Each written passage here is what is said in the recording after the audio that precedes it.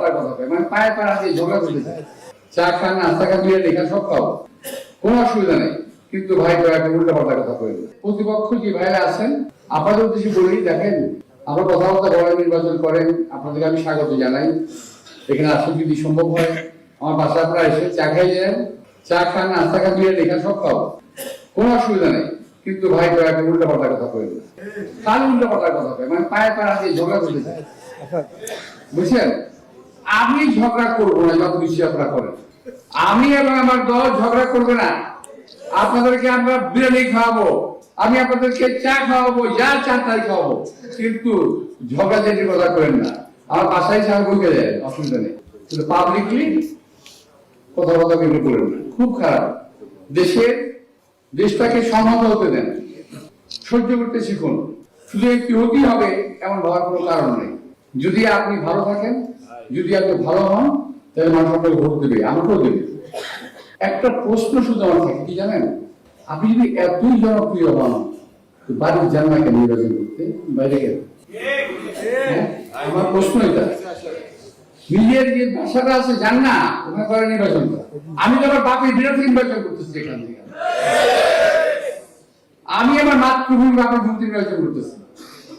যারা ঢাকার দিকে নজর দিচ্ছেন, ঢাকা কি একটা আকর্ষণীয় জায়গা, শুধু কথা বলেন। আমি জানলাম যে আপনি আপনার যারা অনেকেই আছে দেশে যাই কি পারেন, গেলেই নাকি মাইগ্রেটা ফেরত আসে, যাই কি পারেন। তো এখন ঢাকা বাইছে নিছে।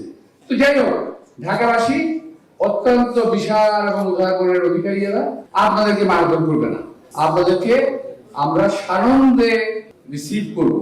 বলেন কবে কোথায় রিসিভ মিটিং করবেন, আপনার সঙ্গে থেকে আপনার নির্বাচনী প্রচারণা করুন। আর উল্টো পাল্টা কথা কয়, মানে পায়ে পাড়া দিয়ে ঝগড়া করতেছে। চা খান, নাস্তা খান, বিয়ে লেখা সব খাও, কোনো অসুবিধা নেই, কিন্তু ভাই একটা উল্টা পাল্টা কথা কয়। প্রতিপক্ষ যে ভাইরা আছেন আপনাদের উদ্দেশ্যে বলি, দেখেন আমরা কথাবার্তা বলেন, নির্বাচন করেন, আপনাদেরকে আমি স্বাগত জানাই। এখানে আসলে যদি সম্ভব হয় আমার বাসায় আপনারা এসে চা খাই যান, চা খান, নাস্তা খান, বিয়ে লেখা সব খাও, কোনো অসুবিধা নেই, কিন্তু ভাই একটা উল্টা পাল্টা কথা কয়। কাল উল্টা পাল্টা কথা কয়, মানে পায়ে পাড়া দিয়ে ঝগড়া করতেছে। বুঝছেন, আমি ঝগড়া করবো না, যত বেশি আপনারা করেন। আমি এবং আমার দল ঝগড়া করবে না। আপনাদেরকে আমরা বিরিয়ানি খাওয়াবো, আমি আপনাদেরকে চা খাওয়াবো, যা চা তাই খাওয়াবো, কিন্তু ঝগড়া যেটি কথা করেন না। আমার বাসায় চা বইকে যায়, অসুবিধা নেই, কিন্তু পাবলিকলি কথা কিন্তু করেন না। খুব খারাপ। দেশটাকে সংহত হতে দেন, সহ্য করতে শিখুন।